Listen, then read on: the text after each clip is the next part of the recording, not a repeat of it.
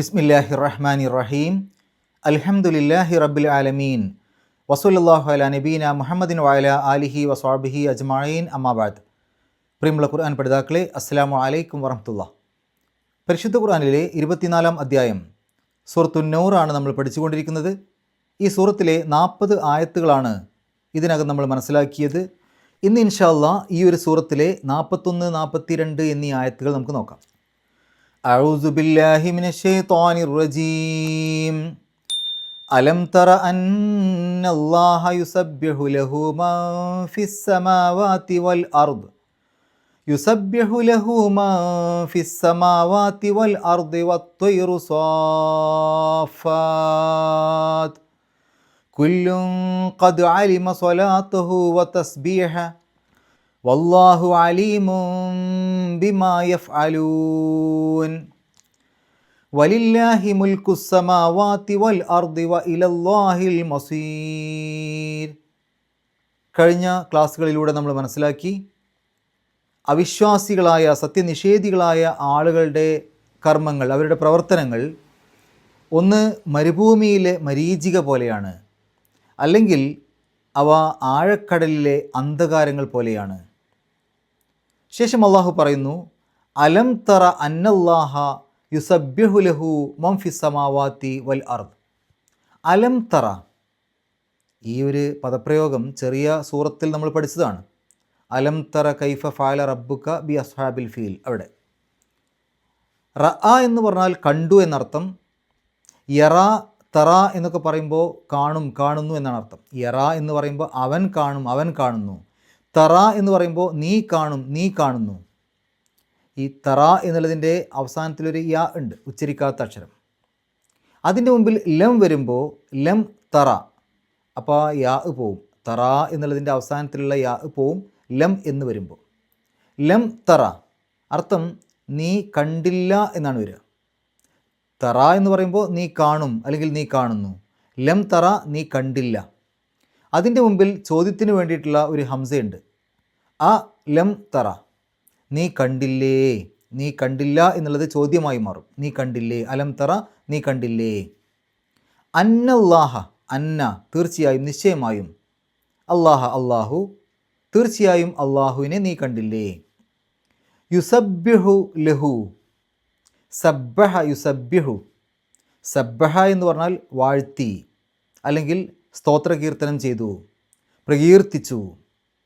യുസബ്ബിഹു വാഴ്ത്തും, വാഴ്ത്തുന്നു, അല്ലെങ്കിൽ സ്തോത്രകീർത്തനം ചെയ്യും, സ്തോത്രകീർത്തനം ചെയ്യുന്നു, പ്രകീർത്തനം ചെയ്യും, പ്രകീർത്തനം ചെയ്യുന്നു. ലഹു അവന്. മൻ ഫിസ് സമാവാതി വൽ അർദി, മൻ അങ്ങനെയുള്ളവർ, മൗസൂലയുടെ മന്നാണ്. അപ്പോൾ ശേഷം പറയുന്നതും കൂടെ ചേർത്തിട്ട് ഇതിനർത്ഥം പറഞ്ഞാൽ പൂർത്തിയാവുള്ളൂ. അങ്ങനെയുള്ളവർ. ഫിസ് സമാവാത്തി, ഫി എന്ന് പറഞ്ഞാൽ ഇൽ, അല്ലെങ്കിൽ അതിലുള്ള. സമാവാത്ത്, സമാ ഉൻ എന്നുള്ളതിൻ്റെ ബഹുജനമാണ് സമാവാത്ത്. സമാ ഉൻ ആകാശം, സമാവാത്ത് ആകാശങ്ങൾ. ഫിസ് സമാവാത്തി ആകാശങ്ങളിലുള്ള, അല്ലെങ്കിൽ ആകാശങ്ങളിൽ. മൻ ഫിസ് സമാവാത്തി ആകാശങ്ങളിലുള്ളവർ. വൽ അർദി ഭൂമിയിലും എന്ന് പറഞ്ഞാൽ ഭൂമിയിലും ഉള്ളവർ. മൻ ഫിസ് സമാവാത്തി വൽ അർദി ആകാശങ്ങളിലും ഭൂമിയിലും ഉള്ളവർ. വത്ത്വയ്റു, വാവ് അത്ഫിൻ്റെ വാവാണ്, എന്നർത്ഥത്തിൽ. ത്വയ്ർ, ത്വാഇറുൻ എന്നുള്ളതിൻ്റെ ബഹുജനമാണ് ത്വയ്ർ. ത്വാഇറുൻ പക്ഷി, ത്വയ്ർ പക്ഷികൾ. ത്വയ്ർ എന്നുള്ളത് ഏകവചനമായിട്ട് ഉപയോഗിക്കാറുണ്ട്. അപ്പോൾ വത്ത്വയ്റു പക്ഷികളും. സ്വാഫാത്തിൻ, സ്വഫ എന്ന് പറഞ്ഞാൽ അണിയായി നിന്നു, അല്ലെങ്കിൽ ചിറക് വിരിച്ചു എന്നൊക്കെയാണ്. ചിറക് വിടർത്തി. സ്വാഫാത്ത് എന്ന് പറഞ്ഞാൽ അണിയായി നിന്നുകൊണ്ട്, അല്ലെങ്കിൽ ചിറക് വിടർത്തിക്കൊണ്ട്. സ്വാഫാത്തിൻ എന്ന് പറഞ്ഞാൽ അണിനിരന്നുകൊണ്ട്, അല്ലെങ്കിൽ ചിറക് വിടർത്തിക്കൊണ്ട്.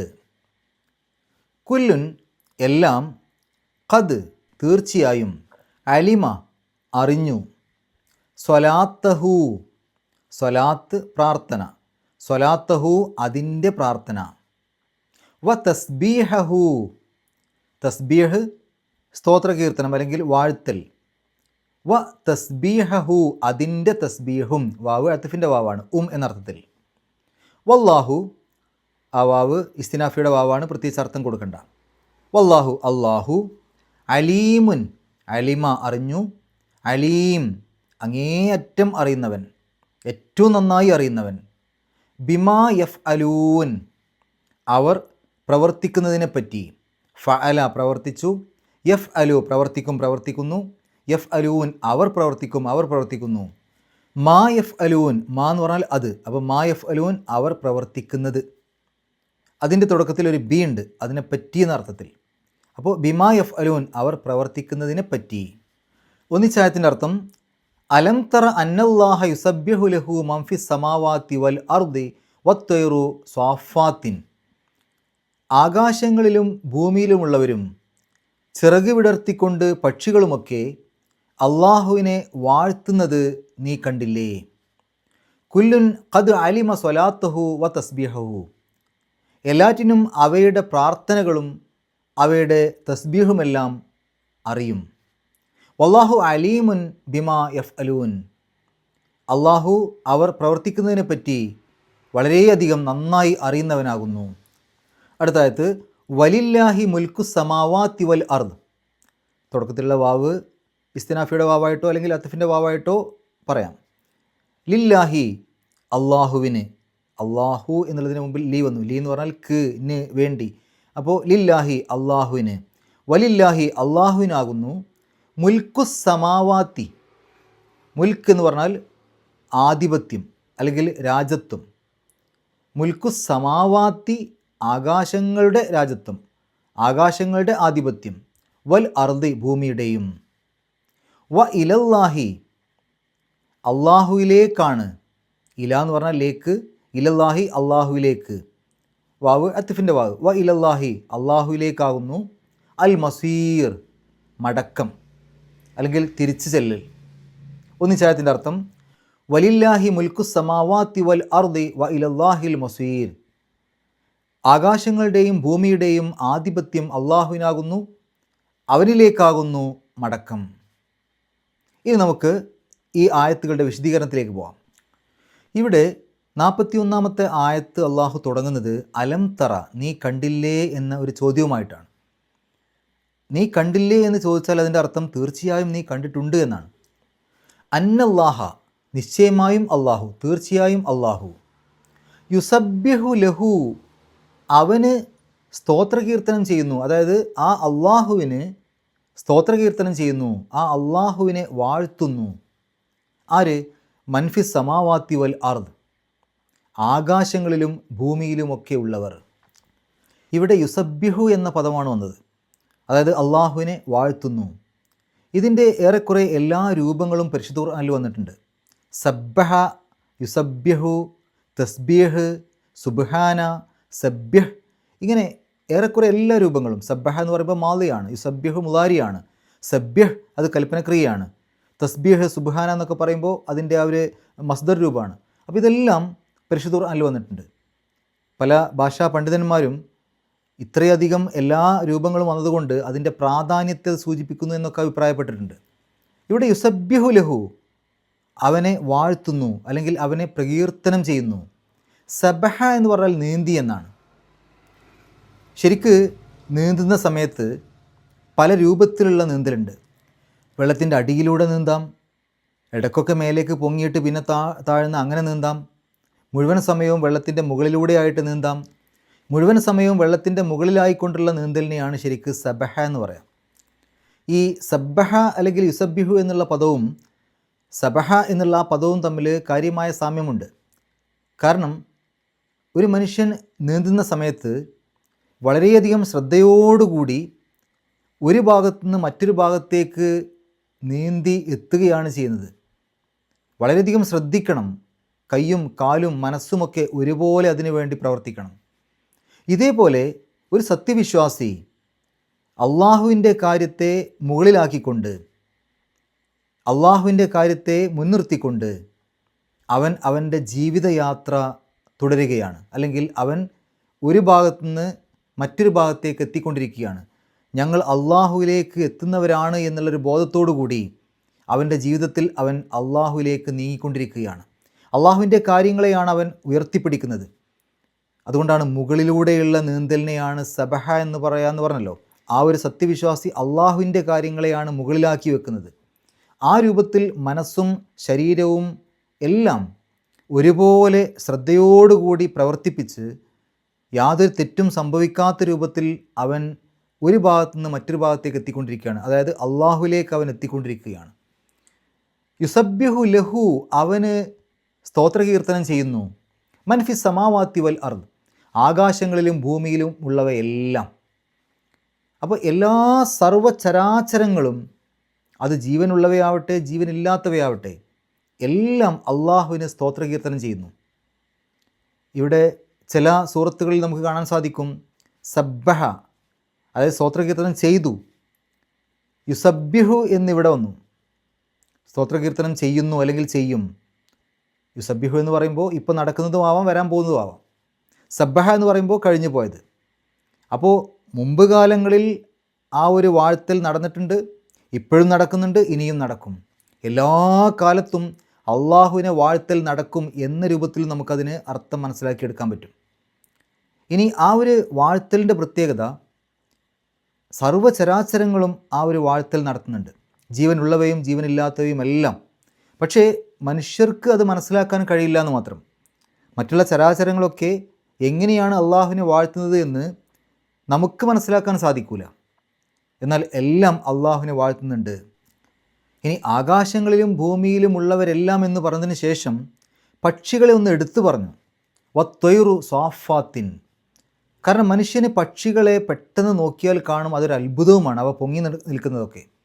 അപ്പോൾ ചിറക് വിടർത്തിക്കൊണ്ട് ആ പക്ഷികൾ അള്ളാഹുവിന് സ്തോത്രകീർത്തനം ചെയ്യുന്നു, അല്ലെങ്കിൽ അണിയായി നിന്നുകൊണ്ട് അവ സ്തോത്രകീർത്തനം ചെയ്യുന്നു. ഈ പക്ഷികളുടെ അണിയായി നിൽക്കലും അണിയായി പറക്കലുമൊക്കെ നമ്മൾ സൂറത്തുൽ മുൽക്കിൻ്റെ 19-ാമത്തെ ആയത്തിൽ വളരെ വിശദമായി വീഡിയോ സഹിതം വിശദീകരിച്ചിട്ടുണ്ട്. ഇൻഷാ അല്ലാഹ് അതിൻ്റെ ആ ഒരു വീഡിയോയുടെ ലിങ്ക് ഞാൻ ഇവിടെ തന്നെ കൊടുക്കാം. നിങ്ങൾക്ക് ആ ഒരു ക്ലാസ് കേൾക്കാത്ത ആളുകൾ അതുകൂടെ ഒന്ന് കേൾക്കുന്നത് നന്നായിരിക്കും. സ്റ്റാർലിംഗ് മർമറേഷൻ എന്നാണ് അതിന് പറയാം. എത്രയോ പക്ഷികൾ എല്ലാവരും ഒരേ രൂപത്തിൽ ഒരു ഡാൻസ് ചെയ്യുന്ന പോലെ, അതിൻ്റെ വരിയൊന്നും തെറ്റാതെ, അതിൻ്റെ അതിർത്തികൾ തെറ്റാതെ വളരെ ഭംഗിയായി മനോഹരമായിട്ട് ആകാശത്ത് പല രൂപങ്ങളും അവ ഉണ്ടാക്കാറുണ്ട്. കുറേ മനുഷ്യർ അത്രയും ഭംഗിയിൽ ആ രൂപത്തിൽ ചുവടുകൾ എടുക്കണമെന്നുണ്ടെങ്കിൽ ആയിരക്കണക്കിന് പതിനായിരക്കണക്കിന് ആളുകൾ ഒരുമിച്ച് നിന്നുകൊണ്ട് ആ രൂപത്തിൽ ചെയ്യണമെന്നുണ്ടെങ്കിൽ വളരെ പ്രയാസകരമായിരിക്കും. എങ്ങനെയാണ് ഈ പക്ഷികൾക്ക് ഇത് സാധിക്കുന്നത്? അപ്പോൾ പക്ഷികൾ പല രൂപത്തിലും അള്ളാഹുവിനെ സ്തുതിക്കുന്നുണ്ട്. എങ്ങനെയൊക്കെയാണ് എന്നുള്ളത് നമുക്കറിയില്ല. ആകാശങ്ങളിലും ഭൂമിയിലുമുള്ളവരെല്ലാം അള്ളാഹുവിനെ വാഴ്ത്തുന്നു എന്ന് പറഞ്ഞതിന് ശേഷം പക്ഷികളെ ഒന്നുകൂടെ എടുത്തു പറഞ്ഞു. കാരണം കൃത്യമായിട്ട് മനുഷ്യന് പെട്ടെന്ന് മനസ്സിലാകും അത് പറയുമ്പോൾ. മാത്രമല്ല, ആകാശം വളരെ ഉയർന്ന രൂപത്തിൽ നമ്മൾ അങ്ങനെ ചിന്തിക്കുകയാണെങ്കിൽ, ഭൂമി വളരെ താഴ്ന്നതും ചിന്തിക്കുകയാണെങ്കിൽ, അതിൻ്റെ ഇടയിൽ പൊങ്ങിക്കിടക്കുന്ന ഈ പക്ഷികൾ ഒരു അത്ഭുതം തന്നെയാണ്. ശരി, അപ്പോൾ ഇവരെല്ലാം അള്ളാഹുവിനെ വാഴ്ത്തുന്നുണ്ട്. അതിൽ മനുഷ്യർക്കും ജിന്നുകൾക്കും മാത്രമാണ് അള്ളാഹു ഒരു സ്വാതന്ത്ര്യം നൽകിയത്. അങ്ങനെ വാഴ്ത്തണോ വാഴ്ത്തണ്ടേ എന്ന് സ്വയം തീരുമാനിക്കാനുള്ളൊരു കഴിവ് അത് അള്ളാഹു മനുഷ്യർക്കും ജിന്നുകൾക്കും നൽകി. അങ്ങനെ വാഴ്ത്താതെ ജീവിച്ച് മരിച്ചു പോവുകയാണെങ്കിൽ, അള്ളാഹു പറഞ്ഞതനുസരിക്കാതെ, അള്ളാഹുവിൻ്റെ മാർഗം സ്വീകരിക്കാതെ, അള്ളാഹുവിനെ വാഴ്ത്താതെ മരിച്ചു പോവുകയാണെങ്കിൽ അവർക്ക് നരകമായിരിക്കും. എന്നാൽ അള്ളാഹുവിനെ വാഴ്ത്തിക്കൊണ്ട് അള്ളാഹുവിൻ്റെ മാർഗം സ്വീകരിച്ചുകൊണ്ട് മരിച്ചു പോവുകയാണെങ്കിൽ അവർക്ക് സ്വർഗമായിരിക്കും.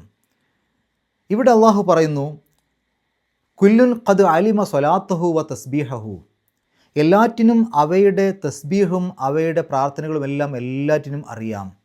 പക്ഷെ എങ്ങനെയാണ് അവ പ്രാർത്ഥിക്കുന്നത്, എങ്ങനെയാണ് അവ തസ്ബീഹ് ചെയ്യുന്നത്, ഇതൊന്നും മനുഷ്യർക്ക് തിരിച്ചറിയാൻ കഴിയില്ല എന്ന് മാത്രം. പല ആളുകളും ചിലതിനൊക്കെ വെച്ചുകൊണ്ട് അത് അവയുടെ തസ്ബീഹായിരിക്കും എന്നൊക്കെ പറയാറുണ്ട്. നമുക്ക് അള്ളാഹുവോ അല്ലെങ്കിൽ റസൂലോ പറഞ്ഞു തരാത്ത കാര്യങ്ങളൊന്നും തന്നെ നമുക്ക് ആ തരത്തിൽ വിശദീകരിക്കാൻ കഴിയില്ല. പക്ഷികളുടെ തസ്ബീഹ് ആ വൈകുന്നേര സമയങ്ങളിലും രാവിലെകളിലുമൊക്കെ അവ കലപില കൂട്ടുന്നത്, ആ ശബ്ദം കൊണ്ട് അവ തസ്ബീഹ് ചെയ്യുകയാണെന്നൊക്കെ പറയാറുണ്ട്. കൃത്യമായ രൂപത്തിൽ ഹദീസുകളും മറ്റൊക്കെ ഉണ്ടെങ്കിൽ നമുക്കത് പറയാൻ പറ്റുള്ളൂ. എന്തായാലും നമുക്കിങ്ങനെ പറയാം, അവയൊക്കെ തസ്ബീഹ് ചെയ്യുന്നുണ്ട്. പക്ഷേ എങ്ങനെയാണ് അവയുടെ തസ്ബീഹ് എന്ന് നമുക്ക് മനസ്സിലാക്കാൻ സാധ്യമല്ല, അല്ലെങ്കിൽ നമുക്കത് അറിയില്ല. വല്ലാഹു അലീമും ബിമാ യഫ് അലൂൻ, അവർ പ്രവർത്തിക്കുന്നതിനെപ്പറ്റി അള്ളാഹുവിന് നന്നായിട്ട് അറിയാം. അത് അള്ളാഹുവാണ് അറിയേണ്ടവൻ. ആ തസ്ബീഹൊക്കെ എങ്ങനെയാണെന്നുള്ളത് അറിയേണ്ടവൻ അള്ളാഹുവാണ്. അതുകൊണ്ട് അള്ളാഹുവിനത് കൃത്യമായിട്ട് അറിയാം. എങ്ങനെയാണ് ജീവനുള്ളതും ജീവനില്ലാത്തതുമായിട്ടുള്ള സർവ്വചരാചരങ്ങളും അള്ളാഹുവിന് തസ്ബീഹ് ചെയ്യുന്നത് എങ്ങനെയാണ് എന്നുള്ളത് അള്ളാഹുവിന് നന്നായിട്ട് അറിയാം. ഇവിടെ എല്ലാം അള്ളാഹുവിനെ വാഴ്ത്തുന്നുണ്ട് എന്ന് പറയുമ്പോൾ അത് മനുഷ്യർക്കുള്ള ഒരു ഓർമ്മപ്പെടുത്തൽ കൂടിയാണ്. ആകാശങ്ങളിലും ഭൂമിയിലുമുള്ളവരെല്ലാം അള്ളാഹുവിനെ വാഴ്ത്തുന്നുണ്ട്. മനുഷ്യ, നീയും അങ്ങനെ ചെയ്യേണ്ടവനാണ്, നീയും ആ രൂപത്തിൽ വാഴ്ത്തേണ്ടവനാണ്, നീയും അത് ചെയ്യണം എന്ന ഒരു ഓർമ്മപ്പെടുത്തൽ ആ ആയത്തിൻ്റെ ഉള്ളിലൂടെ നമുക്ക് വായിച്ചെടുക്കാൻ സാധിക്കും.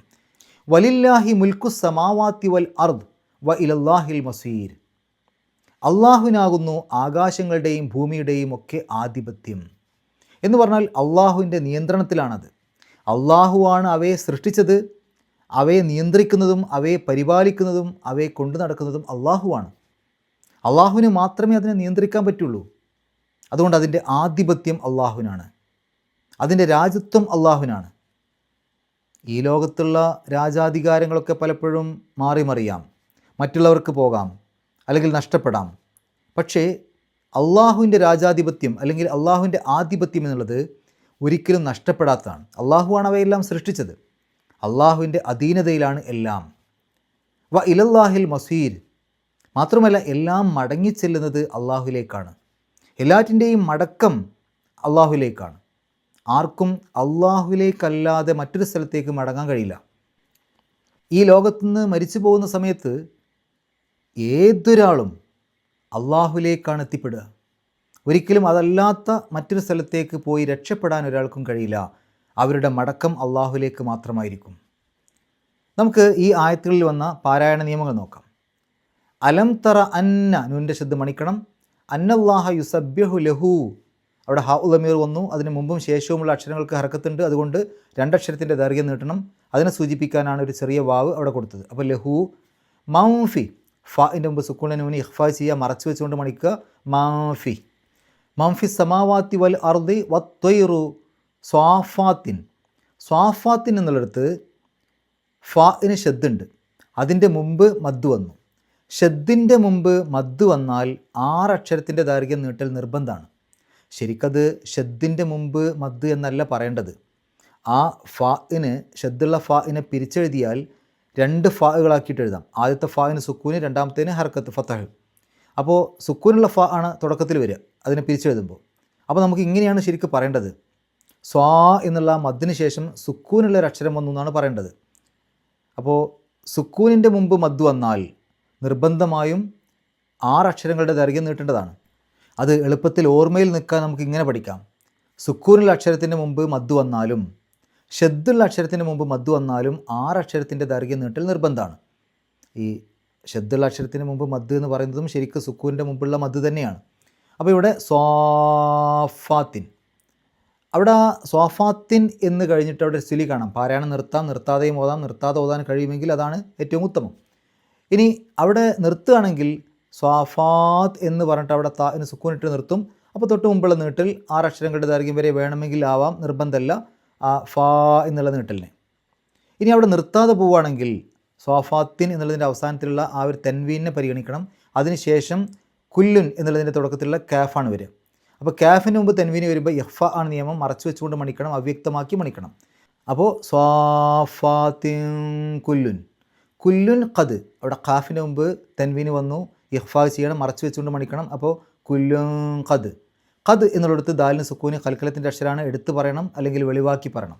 ഖദ് അലിമ സ്വലാത്തഹു, അവിടെ ഹ ഉലമീർ വന്നു, അതിന് മുമ്പും ശേഷവുമുള്ള അക്ഷരങ്ങൾക്ക് ഹർക്കത്തുണ്ട്, അതുകൊണ്ട് 2 അക്ഷരത്തിൻ്റെ ദൈർഘ്യം നീട്ടണം. അതിനെ സൂചിപ്പിക്കാനാണ് ആ ഒരു ചെറിയ വാവ്. അപ്പോൾ സ്വലാത്തഹു വ തസ്ബീഹു, അവിടെയും അങ്ങനെ തന്നെ. അവിടെ പക്ഷേ ഒരു കാര്യം ശ്രദ്ധിക്കണം, ഖിലി ഉണ്ട് അവിടെ, ഖാഫില്ലാമും. അവിടെ പാരായണം നിർത്താം, നിർത്താതെയും ഓതാം. നിർത്തലാണ് ഏറ്റവും ഉത്തമം. നിർത്തുകയാണെങ്കിൽ തസ്ബീഹു എന്നുള്ളതിൻ്റെ അവസാനത്തെ ഹ ഇതിന് സുക്കൂനിട്ട് നിർത്തണം. അപ്പോൾ തസ്ബീഹ എന്ന് പറഞ്ഞിട്ടാണ് നിർത്തുക. ഇനി അവിടെ നിർത്താതെ ഓതുകയാണെങ്കിൽ ആ തസ്ബീഹു എന്നുള്ള ഹ ഉലമീറിൻ്റെ മുമ്പും ശേഷവുമുള്ള അക്ഷരങ്ങൾക്ക് ഇറക്കത്തുള്ളത് കൊണ്ട് 2 അക്ഷരത്തിൻ്റെ ദൈർഘ്യം നീട്ടുക. അതിനാണ് ഒരു വാവ് അവിടെ കൊടുത്തത്. അപ്പോൾ തസ്ബീഹു അതവിടെ നിർത്താതെ പോകുന്ന ആളുകൾക്കുള്ള നിയമമാണ്. എന്നാൽ അവിടെ നിർത്തലാണ് ഏറ്റവും ഉത്തമം. അപ്പോൾ തസ്ബീഹ എന്ന് പറഞ്ഞിട്ടാണ് നിർത്തേണ്ടത്. വല്ലാഹു അലീമുൻ ബിമ, ബാഇൻ്റെ മുമ്പ് തെൻവീന് വന്നു. ആ തെൻവീനിലെ നൂനിൻ്റെ ശബ്ദത്തെ മീമിൻ്റെ ശബ്ദമാക്കി മാറ്റിമറിക്കണം. ഇഖ്ലാബ് എന്നാണ് അതിന് പറയുക. അലീമുൻ എന്നല്ല, അലീമും, മീമിലേക്കാണ് പോവുക. അലീമും ബിമ. യഫ് അലൂൻ, അവസാനത്തെ നൂന് സുക്കൂന്, തൊട്ട് മുമ്പുള്ള നീട്ടൽ 6 അക്ഷരത്തിൻ്റെ ദൈർഘ്യം വരെ നീട്ടാൻ അനുവാദമുള്ള മദ്ദുകാരിത്. അടുത്ത ആയത്തിൽ വലില്ലാഹി, അള്ളാഹു എന്നുള്ള പദത്തിൻ്റെ മുമ്പിൽ കസറുള്ള അക്ഷരം ലീ വന്നതുകൊണ്ട് അള്ളാ എന്നുള്ളതിന് പകരം ലാ എന്നുള്ള ഉച്ചാരണം വരും. വലില്ലാഹി, വലില്ലാഹി എന്നല്ല, വലില്ലാഹി. മുൽക്കു സമാവാത്തി വൽ അർദ്, അവിടെ സുലി കാണാം. പാരായണം നിർത്താം, നിർത്താതെയും ഓതാം. നിർത്താതെ ഓതലാണ് ഏറ്റവും നല്ലത്. അങ്ങനെ ഓതുമ്പോൾ വൽ അർദ് അവിടെ എഴുതിയ പോലെ തന്നെ പാരായണം ചെയ്യാം. എന്നാൽ അവിടെ നിർത്തുകയാണെങ്കിൽ വൽ അർദ്, അവിടെ ദ്വാദിന് സുക്കൂനിട്ടിട്ട് നിർത്തുക. വ ഇലല്ലാഹിൽ മസീർ, അവസാനത്തെ റാഇന് സുക്കൂനിട്ടിട്ട് നിർത്തുക. അതിന് രീ എന്നുള്ള ഉച്ചാരണം കൊടുക്കുക. കാരണം തൊട്ട് മുമ്പ് യാ കൊണ്ടുള്ള നീട്ടലാണ്.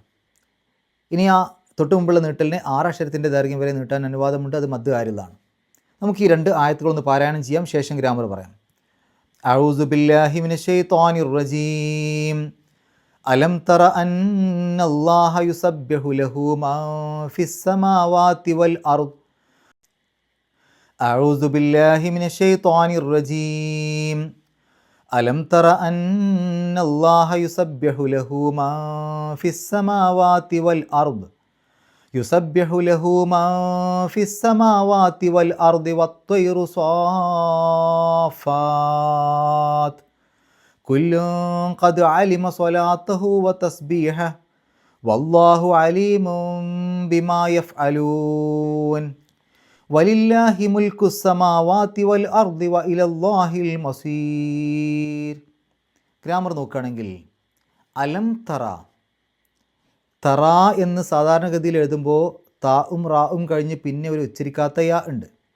പക്ഷേ അതിന് മുമ്പിൽ ലം വരുമ്പോൾ, മുലാരി ആയിട്ടുള്ള ഒരു ക്രിയയുടെ മുമ്പിൽ ലം വരുമ്പോൾ ആ മുലാരി ആയിട്ടുള്ള ക്രിയക്ക് ജസ്മ് കിട്ടണം. സാധാരണഗതിയിൽ ജസ്മ് എന്ന് പറഞ്ഞാൽ സുക്കൂന് കൊണ്ടാണ് സൂചിപ്പിക്കുക. ഇപ്പോൾ തക്തുബു എന്നാണെങ്കിൽ ലം തക്തുബ് എന്നാണ് വരിക. എന്നാൽ ഈ ഇല്ലത്തിൻ്റെ അക്ഷരം എന്ന് പറയും. അതായത് ഇപ്പോൾ ഇവിടെ തറ എന്ന് പറയുമ്പോൾ ഉച്ചരിക്കാത്തൊരു അക്ഷരം അവസാനം വന്നല്ലോ. അങ്ങനെയുള്ള അക്ഷരങ്ങളെയാണ് ഇല്ലത്തിൻ്റെ അക്ഷരം, രോഗമുള്ള അക്ഷരം എന്നൊക്കെയാണ് പറയാം. കാരണം അതിൻ്റെ മുമ്പിൽ ഹർക്കത്തൊന്നും കൊടുക്കാൻ കഴിയില്ല, അതിനതൊന്നും താങ്ങാനുള്ള ശേഷിയില്ല എന്നാണ് പറയുക. അതുകൊണ്ടാണ് രോഗമുള്ള അക്ഷരം എന്ന് പറയുന്നത്. ഒരു അക്ഷരം അവിടെ ഉണ്ട്, പക്ഷേ ഫത്ഹോ കസറോ ലമ്മോ ഒന്നും അതിൻ്റെ മേലെ കൊടുക്കാൻ കഴിയില്ല. അതുകൊണ്ട് അത്തരം അക്ഷരങ്ങളെയാണ് ഇല്ലത്തിൻ്റെ അക്ഷരം എന്ന് പറയാം. ഈ ഇല്ലത്തിൻ്റെ അക്ഷരങ്ങളുണ്ടെങ്കിൽ അത്തരം മുലാരിയായിട്ടുള്ള ക്രിയയുടെ മുമ്പിൽ ലം വരുമ്പോൾ ജസ്മ് കൊടുക്കാൻ വേണ്ടിയിട്ട് അവസാനത്തിൽ സുക്കൂന് കൊടുക്കുകയല്ല ചെയ്യുക, ആ ഇല്ലത്തിൻ്റെ അക്ഷരം കളയുകയാണ് ചെയ്യുക. അപ്പോൾ ഇവിടെ ആ യാ നഷ്ടപ്പെട്ടത് ലം വന്നതുകൊണ്ടാണ്, ജസ്മ് കൊടുക്കാൻ വേണ്ടിയിട്ടാണ്. ലം തറ. അന്നല്ലാഹ, അന്ന ഇന്ന പോലെയുള്ള പദങ്ങൾ വരുമ്പോൾ അത് എന്തിനെക്കുറിച്ചാണോ പറയുന്നത് അതിനെ അന്നയുടെ അല്ലെങ്കിൽ ഇന്നയുടെയൊക്കെ ഇസ്മെന്ന് പറയും. ഇവിടെ അന്നല്ലാഹ, ആ അള്ളാഹു എന്നുള്ള പദമാണ് അന്നയുടെ ഇസ്മ്. അന്നയുടെ ഇന്നയുടെയൊക്കെ ഇസ്മിന് എപ്പോഴും നെസ്ബാണ് കിട്ടുക, സാധാരണ ഫത്തഹ കൊണ്ടോ ഫത്തഹ തൻവീൻ കൊണ്ടോ. അതുകൊണ്ട് അന്നല്ലാഹു എന്ന് പറയില്ല, അന്നല്ലാഹ എന്നാണ് പറയുക. ഇന്നല്ലാഹ ഗഫൂറുൻ എപ്പോഴും നമ്മൾ പറയാറുള്ള ഒരു ഉദാഹരണമാണല്ലോ. ഇവിടെ അന്നല്ലാഹ, അന്നയുടെ ഇസ്മായതുകൊണ്ട് അന്നല്ലാഹ എന്നുപയോഗിച്ചു. യുസബ്ബിഹു ലഹു മൗ ഫിസ് സമാവാത്തി വൽ അർദ്. ഫി എന്നുള്ളത് ഹർഫ് ജറാണ്, അതിനുശേഷം വരുന്ന ഇസ്മിന് ജറ് കിട്ടും. സമാവാത്തി എന്ന് അവസാനത്തിലൊരു കെസർ കണ്ടതുകൊണ്ട് മാത്രം അത് ജറാണെന്ന് പറഞ്ഞുകൂടാ. എന്നാൽ അതിൻ്റെ തുടക്കത്തിൽ ഫി ഉള്ളത് കൊണ്ട് ഉറപ്പിച്ച് പറയാം അവിടെ ജറാണ്. എന്നാൽ ഫത്തഹ് കൊടുക്കേണ്ട സന്ദർഭങ്ങൾ വന്നാലും, അതായത് നെസ്ബിൻ്റെ സന്ദർഭങ്ങൾ വന്നാലും കെസർ കൊണ്ടാണ് അതിനെ സൂചിപ്പിക്കുക. അപ്പോൾ സമാവാത്തി എന്ന് അവസാനത്തിൽ കെസർ കണ്ടു കഴിഞ്ഞാൽ ഒന്നുകിൽ നെസ്ബാവാം അല്ലെങ്കിൽ ജറാവാം. ഇവിടെ ജറാണ്, കാരണം തുടക്കത്തിൽ ഫീ ഉള്ളത് കൊണ്ട്. ഇനി ആ സമാവാത്തിലേക്ക് ചേർത്തുകൊണ്ടാണ് അർദ് വന്നത്. വൽ അർദി, അവിടെ അത്തിഫിൻ്റെ വാവ് വന്നല്ലോ. അപ്പോൾ അതുകൊണ്ട് ഈ അർദിനെ സമാവാത്തിലേക്ക് മഅത്തൂഫ്, ചേർക്കപ്പെട്ടതെന്ന് പറയും. അതുകൊണ്ട് തന്നെ ആ സമാവാത്തിന് എന്താണോ ഇറാബ് അത് തന്നെയാണ് അർദിനും കൊടുക്കേണ്ടത്. സമാവാത്ത് ജറ് കിട്ടിയ രൂപത്തിൽ, അതുകൊണ്ട് അർദിനും ജറ് കിട്ടണം. അതുകൊണ്ട് അർദി എന്നെഴുതി. വത്വൈറു സ്വാഫാത്തിൻ, സ്വാഫാത്ത് അണിയായി നിന്നുകൊണ്ട്, അണിനിരന്നുകൊണ്ട് അല്ലെങ്കിൽ ചിറക് വിടർത്തിക്കൊണ്ട്. ഈ സ്വാഫാത്ത് എന്നുള്ളത് ഒരു അവസ്ഥയെ, ഹാലിനെ സൂചിപ്പിക്കുകയാണ്. അതായത് അണിനിരന്നുകൊണ്ടാണ് അവ പറക്കുന്നത്, അതിൻ്റെ അവസ്ഥയാണ്. ഏത് അവസ്ഥയിലാണ് പറക്കുന്നത്? ചിറക് വിടർത്തിക്കൊണ്ട് അല്ലെങ്കിൽ അണി നിന്നുകൊണ്ട്, അണിനിരന്നുകൊണ്ട്. അപ്പോൾ ഹാലിൻ്റെ പദങ്ങളുടെ പ്രത്യേകത അതിന് നെസ്ബായിരിക്കും. ഇവിടെ സ്വാഫാത്തിൻ എന്നുള്ളതിന് നെസ്ബാണ്. അവിടെ കെസർ തൻവീനാണ് അവസാനത്തിൽ. അതുകൊണ്ട് ജറാണെന്ന് തെറ്റിദ്ധരിക്കരുത്, അത് നെസ്ബാണ്. കാരണം ഞാൻ നേരത്തെ സൂചിപ്പിച്ചു, ഈ അലിഫ് താ അക്ഷരങ്ങളിൽ അവസാനിക്കുന്ന സ്ത്രീലിംഗ ബഹുവചന രൂപങ്ങളായിട്ടുള്ള ഇസ്മുകൾക്ക് ജറ് കൊടുക്കേണ്ട സന്ദർഭം വന്നാലും നെസ്ബ് കൊടുക്കേണ്ട സന്ദർഭം വന്നാലും അതിനെ സൂചിപ്പിക്കാൻ കെസറോ കെസർ തൻവീനുമാണ് ഉണ്ടാവുക. അപ്പോൾ സ്വാഫാത്തിൻ എന്നുള്ളതിൻ്റെ അവസാനത്തിലുള്ള ആ ഒരു കെസർ തൻവീന് അതിൻ്റെ നെസ്ബിനെയാണ് സൂചിപ്പിക്കുന്നത്. അതിന് നെസ്ബ് കിട്ടിയ രൂപത്തിലാണുള്ളത്. കുല്ലുൻ ഖദ് അലിമ, എല്ലാം തീർച്ചയായും അറിഞ്ഞു, അല്ലെങ്കിൽ എല്ലാറ്റിനും തീർച്ചയായും അറിയാം. എന്ത്? സ്വലാത്ത ഹു, സ്വലാത്ത പ്രാർത്ഥന. അപ്പോൾ അത് മഫ്ഊലുൻ ബിഹിയാണ്, അല്ലെങ്കിൽ ഒബ്ജക്റ്റാണ്, കർമ്മമാണ്. അതുകൊണ്ടാണ് അതിനെ സ്വലാത്ത എന്നെഴുതിയത്. കാരണം മഫ്ഊലുൻ ബിഹിക്ക് എപ്പോഴും ഇറാബ് നെസ്ബായിരിക്കണം. ആ നെസ്ബിനെ സൂചിപ്പിക്കാനാണ് സ്വലാത്ത അവിടെ അവസാനത്തിൽ ഫത ഇട്ടത്. സ്വലാത്ത ഹു എന്ന് പറയുമ്പോൾ ആ ഹു എന്നുള്ളത് മുദാഫിൻ ഇലൈഹിയാണ്, അതിന് ഇറാബ് ജറാണ്. പക്ഷേ ഇവിടെ അതൊരു മബ്നിയായ രൂപമായതുകൊണ്ട് അതങ്ങനെ തന്നെ എഴുതാനേ പറ്റുള്ളൂ. വ തസ്ബീഹ ഹു, ആ സ്വലാത്ത എന്നുള്ളതിലേക്ക് ചേർക്കപ്പെട്ടതാണ്, മഅ്തൂഫാണ് തസ്ബീഹ് എന്നുള്ളത്. അതിനാണ് അവിടെ അത്ഫിൻ്റെ വാവ് ഉപയോഗിച്ച് ഇടക്ക്. അതുകൊണ്ട് സ്വലാത്ത എന്ന് പറഞ്ഞ സ്ഥിതിക്ക് തസ്ബീഹ എന്ന് അതിനും നെസ്ബ് കിട്ടിയ രൂപത്തിൽ തന്നെ പറയണം. കാരണം അതും ആ ഒരു മഫ്ഊലുൻ ബിഹി തന്നെയാണ്. ആദ്യത്തേന് മഫ്ഊലുൻ ബിഹി എന്ന് പറയും, രണ്ടാമത്തേന് മഅ്തൂഫ് എന്നാണ് പറയാ ശരിക്ക്. വല്ലാഹു അലീമുൻ ബിമാ യഫ്അലൂൻ, അള്ളാഹു എന്നുള്ളത് മുബ്തദാണ്, അലീമുൻ എന്നുള്ളത് ഖബറാണ്. ഈ മുബ്തദവും ഖബറും കൂടെ ചേർന്ന് ചെറിയൊരു വാചകമാണ് അള്ളാഹു അലീമുൻ എന്നുള്ളത്. വലില്ലാഹി, ലീ എന്നുള്ളത് ഹർഫ് ജറാണ്. ലീക്ക് ശേഷം വരുന്ന ഇസ്മിന് ജറ് കിട്ടണം, അതുകൊണ്ടാണ് ലില്ലാഹി അവസാനത്തിൽ കസ്ർ കൊടുത്തത്. മുൽക്കുസ് സമാവാത്തി എന്ന് പറയുമ്പോൾ മുൽക്ക് എന്നുള്ളത് മുലാഫാണ്, സമാവാത്ത് എന്നുള്ളത് മുലാഫിൻ ഇലൈഹിയാണ്. ഒരു ഇസ്മിനെ മറ്റൊരു ഇസ്മിലേക്ക് ചേർക്കുമ്പോൾ ഏതിലേക്കാണോ ചേർത്തത് അതിനെയാണ് മുലാഫിൻ ഇലൈഹി എന്ന് പറയാം. അപ്പോൾ ഇവിടെ സമാവാത്തിലേക്ക് മുൽക്കിനെ ചേർത്തു, അപ്പോൾ സമാവാത്ത് മുലാഫിൻ ഇലൈഹിയാണ്. മുലാഫിൻ ഇലൈഹിക്ക് എപ്പോഴും ഇറാബ് ജറായിരിക്കണം, അതുകൊണ്ടാണ് സമാവാത്തി. ഇവിടെ സമാവാത്ത് എന്നുള്ളത് ജംഉ മുഅന്നസ് സാലിമാണ്, അതായത് അലിഫ് താ അക്ഷരങ്ങളിൽ അവസാനിക്കുന്ന ബഹുവചന രൂപത്തിലുള്ള സ്ത്രീലിംഗ ഇസ്മുകൾ. അത്തരം ഇസ്മുകളെയാണ് ജംഉ മുഅന്നസ് സാലിം എന്ന് പറയാം. അവയ്ക്ക് നെസ്ബ് കൊടുക്കേണ്ട സന്ദർഭം വന്നാലും ജറ് കൊടുക്കേണ്ട സന്ദർഭം വന്നാലും കസ്ർ കൊണ്ടോ കസ്ർ തൻവീൻ കൊണ്ടാണ് സൂചിപ്പിക്കുക. അപ്പോൾ ഇവിടെ മുൽക്കു സമാവാത്തി, സമാവാത്ത് എന്നുള്ളത് മുലാഫിൻ ഇലൈഹിയാണ്, അതിന് ജറാണ് കിട്ടേണ്ടത്. അതിനെ സൂചിപ്പിക്കാനാണ് അവസാനത്തെ ആ ഒരു കസ്ർ എന്ന് പറയാം. വൽ അർദി, ആ സമാവാത്തിലേക്ക് മഅ്തൂഫ്, അത് ചേർക്കപ്പെട്ടതാണ് അർദ്, അതിന് ജറ് ശരിക്ക് അവിടെ കസ്ർ കൊണ്ട് തന്നെ കൊടുത്തിട്ടുണ്ട്. വ ഇലല്ലാഹി, ഇല എന്നുള്ളത് ഹർഫ് ജറാണ്, ഇലയ്ക്ക് ശേഷം വരുന്ന ഇസ്മുകൾക്ക് ജറ് കിട്ടണം. അതുകൊണ്ട് ഇലല്ലാഹു എന്ന് പറയില്ല, ഇലല്ലാഹി അവസാനത്തിൽ കസ്ർ കൊടുക്കാനുള്ള കാരണം ഇല വന്നതുകൊണ്ടാണ്. ഇത്രയും കാര്യങ്ങളാണ് ഈ രണ്ട് ആയത്തുകളിലൂടെ നമ്മൾ മനസ്സിലാക്കേണ്ടത്. അള്ളാഹു പരിശുദ്ധ ഖുർആൻ ഏറ്റവും നല്ല രൂപത്തിൽ പഠിക്കുവാനും അത് ജീവിതത്തിൽ പകർത്തുവാനും കഴിവിൻ്റെ പരമാവധി മറ്റുള്ള ആളുകൾക്ക് എത്തിച്ചു കൊടുക്കുവാനുമുള്ള സന്മനസ്സും തൗഫീക്കും സൗഭാഗ്യവും നമുക്ക് ഏവർക്കും പ്രദാനം ചെയ്യുമാറാകട്ടെ. വാഹൃദവാൻ അൽഹംദുലില്ലാഹി റബ്ബിൽ ആലമീൻ. അസ്സലാമു അലൈക്കും വറഹ്മത്തുള്ളാഹി.